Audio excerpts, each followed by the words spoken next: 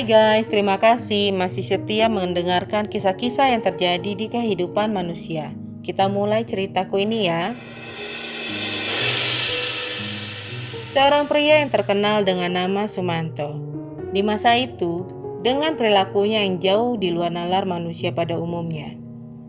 Pria yang berusia 49 tahun ini sempat menjadi momok yang menakutkan pada saat itu. Bagaimana tidak, kasus yang dilakukannya adalah yang menjijikan dan mengerikan. Dia memakan bangkai manusia atau mayat, seperti manusia kanibal. Bagaimanakah kisah perjalanan Sumanto, pria memakan mayat ini? Mari kita simak ya guys. Sumanto lahir pada tanggal 3 Maret 1972 dari pasangan Nuria Dikarta dan Samen. Sumanto merupakan anak sulung dari 5 bersaudara. Masa kecilnya termasuk dalam keluarga yang berkecukupan, karena keluarganya memiliki warisan dari mendiang kakek dan neneknya. Sumanto menempuh pendidikan di SD Negeri Pelumutan 1, dan di sana ia kerap dipanggil teman-temannya dengan nama Suman. Perilakunya sebagai anak sangat nakal pada waktu itu. Meskipun dia lulus sekolah dasar, namun nilainya tidak cukup masuk di SMP yang diinginkannya. Sehingga ia memilih untuk mengulang di kelas 6 selama 1 tahun. Akhirnya setelah 1 tahun dengan nilai yang cukup, ia masuk SMP pilihannya. Di saat kelas 3 SMP, keadaan ekonomi keluarganya memburuk, sehingga mereka harus menjual satu persatu perabotan yang ada di rumahnya. Dan ujung-ujungnya Sumanto harus berhenti bersekolah karena desakan ekonomi keluarganya. Di usia yang masih muda, Sumanto merantau ke Lampung. Di sana ia bertemu dengan Sutrima dan akhirnya menikah. Namun pernikahan ini tidak berlangsung lama, karena seringnya terjadi KDRT di dalam pernikahan mereka, sehingga mereka bercerai. Kemudian setelah setahun bercerai, Sumanto menikah lagi dengan seorang janda dari tempatnya bekerja di perusahaan tebu yang bernama Tukiem. Pernikahan yang kedua ini, Sumanto dikaruniai seorang putri bernama Titis Wahyu Widianti. Namun tak jauh berbeda dari pernikahan pertamanya, kekerasan masih sering terjadi di keluarga ini. Sumanto juga jarang pulang, membuat sang istri tidak betah lagi dan memutuskan bercerai dengan Sumanto. Setelah perceraian kedua ini, Sumanto diduga mengalami depresi yang berat. Hal ini membuat ia mencari jalan dengan mempelajari ilmu kebatinan. Suatu hari, Sumanto bertemu seseorang yang bernama Taslim. Dia bersedia mengajarkan ilmu kebatinan kepadanya, asalkan ia harus mengikuti persyaratan yang diberikan. Hal ini masih simpang siur ya guys. Namun dari berbagai kabar bahwa ilmu yang dipelajari Sumanto merupakan ilmu hitam. Dari ilmu ini ia berharap mendapat kekebalan, awet muda, hingga bahkan mampu menghidupi orang yang sudah meninggal. Namun untuk mendapatkan itu, sang guru memberinya syarat bahwa ia harus memakan setidaknya 7 bangkai manusia. Entah apa tujuannya untuk mempelajari ilmu ini. Korban pertama Sumanto adalah rekan satu pekerjaannya saat ia berada di Lampung. Yang kedua adalah saat ada seseorang yang berusaha merampoknya. Namun, untuk membela diri terjadilah pergulatan yang mengakibatkan sang rampok itu tewas. Setelah tewas, diseretlah tubuh pria itu ke dalam kebun tebu. Dan di sanalah Sumanto memakan tubuh pria itu dengan lahapnya. Hanya dengan waktu sehari semalam, tubuh pria itu hanya tinggal tulang dan organ dalamnya saja. Dari korban keduanya ini, Sumanto juga menyimpan potongan alat kelamin korban yang dijadikannya sebagai jimat.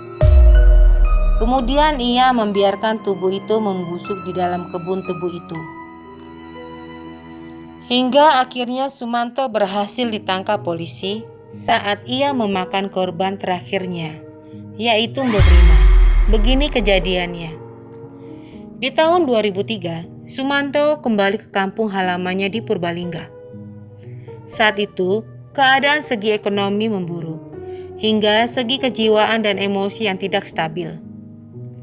Dia tinggal di gubuk yang kecil, dan hingga untuk makan sehari-hari sulit, dan harus dibantu oleh tetangganya. Hingga suatu hari, Sumanto mendengar pengumuman di masjid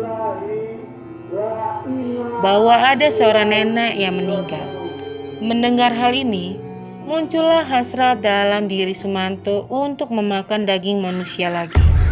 Pada malam harinya, Sumanto mendatangi makam nenek itu dengan menggunakan sepeda. Dan langsung saja ia menggali makam itu, hanya dengan bermodalkan kedua tangannya. Tanah makam yang belum mengeras menjadikan Sumanto tidak terlalu kesulitan saat membongkar makam itu. Tak lama kemudian, Sumanto membuka kain kafan yang membungkus mayat itu dan memasukkannya ke dalam karung untuk dibawa pulang. Sekitar 1,7 km, Sumanto membawa mayat itu menggunakan sepedanya hingga sampai ke rumahnya. Setelah sampai, mulailah ia memotong-motong mayat itu. Namun niatnya untuk menghabiskan seluruh mayat harus diurungkannya, dikarenakan saat itu sudah terlanjur subuh. Sumanto hanya mengambil satu bagian kaki dan sisanya dikubur kembali di dekat rumahnya. Kemudian ia memasak daging itu dan memakannya. Singkat cerita, pada siang hari ada seseorang warga yang lewat. Dia kaget saat melihat kuburan Borima sudah acak-acakan, dengan kain kafan yang berserakan dan mayat yang sudah menghilang. Berita ini menyebar dengan cepat dan langsung saja membuat heboh daerah itu. Mendengar adanya kejadian ini, anggota dari markas kepolisian Purbalingga langsung datang ke lokasi untuk melakukan penyelidikan. Saat polisi datang, lokasi itu sudah ramai oleh warga yang melihat. Para warga itu mengaku resah jika kejadian ini ada kaitannya dengan praktek ilmu hitam dan mungkin digunakan untuk tujuan kejahatan. Saat penyelidikan dilakukan, beberapa warga melaporkan bahwasanya mereka mencurigai seseorang. Orang yang dimaksud itu adalah Sumanto. Tanpa lama lagi, polisi mendatangi kediaman Sumanto untuk melakukan pemeriksaan. Saat sudah sampai di sana, ternyata benar bahwa Sumanto adalah pelakunya. Ia tidak melakukan perlawanan dan langsung mengakui semua perbuatannya. Bahkan Sumanto sempat menawarkan daging yang dimasaknya kepada para polisi yang menangkapnya. Singkat cerita, saat rekonstruksi dilaksanakan, para polisi sampai dibuat mual dengan apa yang Sumanto lakukan. Saat melihat bagaimana cara ia memakan mayat itu. Dari penyelidikan lebih lanjut, Sumanto juga mengakui bahwa ia juga telah memakan 2 orang sebelumnya dan totalnya ada 3 orang. Polisi tidak percaya begitu saja, lantaran ada beberapa orang yang dinyatakan hilang setelah berkontak dengan Sumanto. Salah satunya adalah seorang tukang pijat yang menghilang setelah ia memijat Sumanto. Atas kasus ini, Sumanto dijatuhi hukuman penjara selama 5 tahun. Dan selama di penjara tidak ada yang mau satu sel dengan Sumanto, karena mereka takut jika saja Sumanto akan menyerang atau mungkin menggigit mereka ketika tidur. Namun, karena berkelakuan baik, Sumanto hanya menjalani proses tahanan 3 tahun. Dibebaskan pada tahun 2006. Ia pun kembali ke kampung halamannya, tetapi warga menolaknya dan tidak bisa menerima kedatangan Sumanto. Akhirnya Sumanto masuk ke pondok pesantren An-Nur di Desa Bungkandel, Kecamatan Karanganyar, Purbalingga. Dia mendalami ilmu agama di sana. Sekian dulu ya guys cerita yang kuangkat hari ini. Tonton juga video-video yang telah kami buat. Sampai jumpa lagi di cerita yang menarik di kehidupan manusia. Bye.